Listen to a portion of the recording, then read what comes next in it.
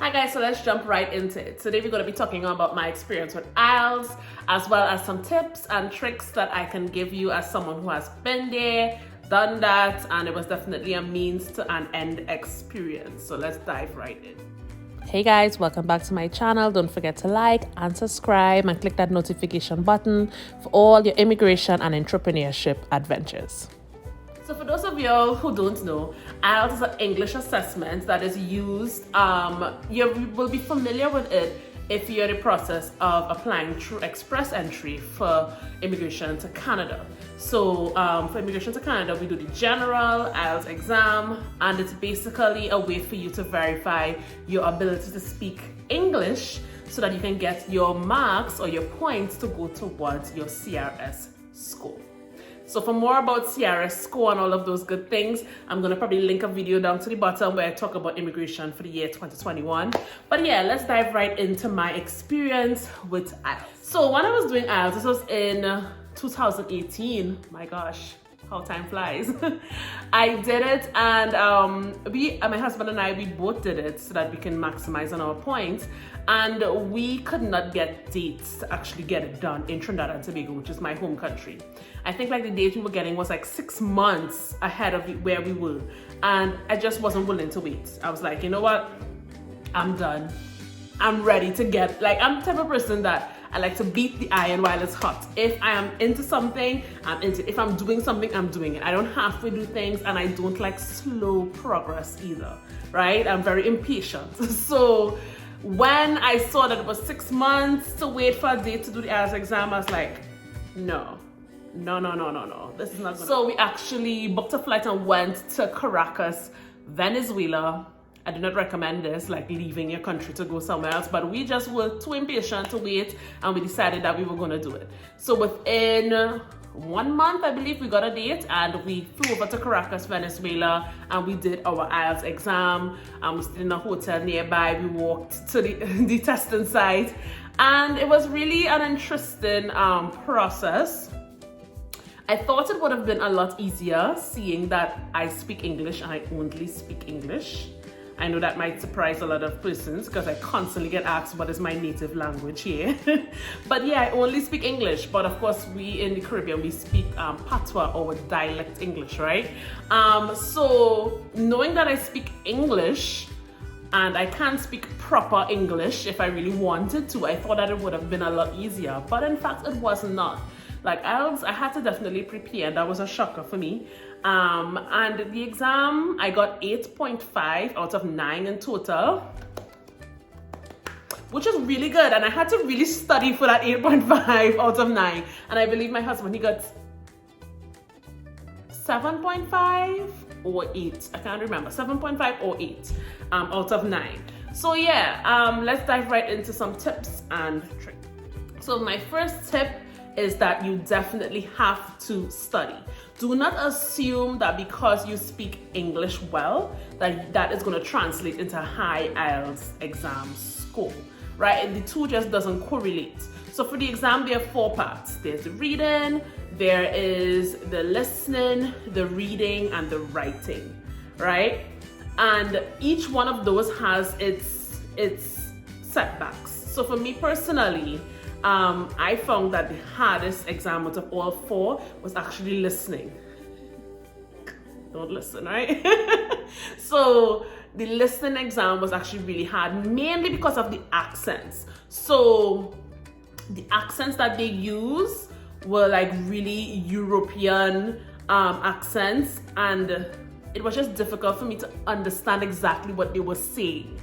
Not to mention that they would start a sentence and they would like sometimes stop midway and then say, oh, that was a mistake, and then start back over and say something else. So it gets pretty complicated and it's very easy to get mixed up, and it's just tricky. Like I feel like if the listening exam is designed to trick you, not necessarily to see how well you can hear and understand English, right? So that definitely was a challenge. I would recommend going onto YouTube and search IELTS listening exam practice sessions, and you will get a ton load. And practice. That is the only way that you will kind of have foresight to some things to expect from the exam. So because you know that they do certain tricks, you get used to it, and then when you go to the exam, it's easier. It's not like you're caught off guard, right?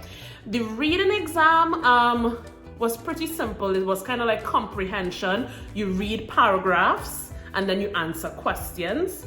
With that one, the challenge was the time.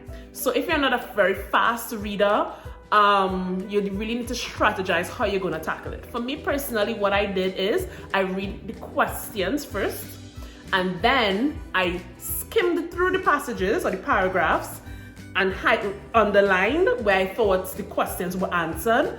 I answered them and then actually went back and read through to make sure I'm getting it correct, right? So it's all about strategy. And again, you'll be able to find practice sessions right here on YouTube, which is the best for the comprehension or the reading exam. For the writing exam, again, the challenge for that could be the time limit as well. Just practice writing your letters. They usually ask you like a debate question as well. A letter to someone, give your opinion on something. So it's not necessarily a test of how intelligent you are. It's a test of how well you can write and put your answers in, put your ideas into a written piece, right? So yeah, if you need to like browse up on your grammar skills, full stops, commas, you name it, just do that. But for the most part, I don't think that would be a major challenge. At least it wasn't for me. And then the last part was the speaking. So for the speaking exam, I was most apprehensive about the speaking exam because in the Caribbean, again, we speak patois, dialect English, and dialect French too, right? And we, even though I can speak proper English, whatever proper English is, I know that we use a lot of connecting words, and as much as I try to, I just can't get it out of I can't get it out of the way I speak. So for example, instead of saying this is, we'll say dies. So dies this, so dies that. Instead of saying you are, we'll say you, right? So things like that, I thought would have been a problem, but it was not, thankfully. I guess they understood exactly what I said because I got 9 out of 9 and I was talking basically just like this. So if you're a really antisocial person, you may actually have some anxiety about this speaking exam as well. So again, you can go onto YouTube and search up speaking exam examples or practice sessions and see kind of like the types of questions that they asked. For my interview or my speaking exam, they asked me who was my favorite sportsman, what do I love to do the most, things like that, like very conversation like things. They're not going to ask you 10 by 2 multiplied by gazillion or something, I don't know. They're not going to ask you anything that you can't answer. So for example, when they asked me who's my favorite sportsman, and I said I don't really particularly like sports, and I carried the conversation in an entirely different direction, right? So you don't have to actually like pretend or make up. You could literally just talk with them and develop that rapport, and you get your points just from that, right? Another thing I should mention is that your IELTS exam, it is good for 2 years when you're applying for express entry. Verify that because rules change all the time. But when I did it, it was good for 2 years. So it's really a good idea to try to get your date to do your IELTS exam when you decide that you want to go through express entry or you want to go through that way to migrate to Canada. Because it's good for a while and it sometimes can take a while to get the exam. And unfortunately, sometimes persons have to do the exam multiple times before they can get the marks that they need to get accepted into express entry or to get selected, let me say that, right? And that's okay, that's okay. For express entry, they give you marks based on 4 things. Your age, you can't change that. Your education, it can be very hard or long to change that and costly. Your work experience, you can't really change that without expending more time. And then your ability to speak English or French, you can change that. So that is actually the easiest thing to change. It's the quickest thing to manipulate, right? It's just about doing another exam. So if you don't succeed at first, try and try again. And that is why I recommend doing the IELTS exam as soon as possible. Practice, of course, and do the IELTS exam to see if you would need to do it again and again and again, just so that you can maximize on those points and get as much points as you need to get selected.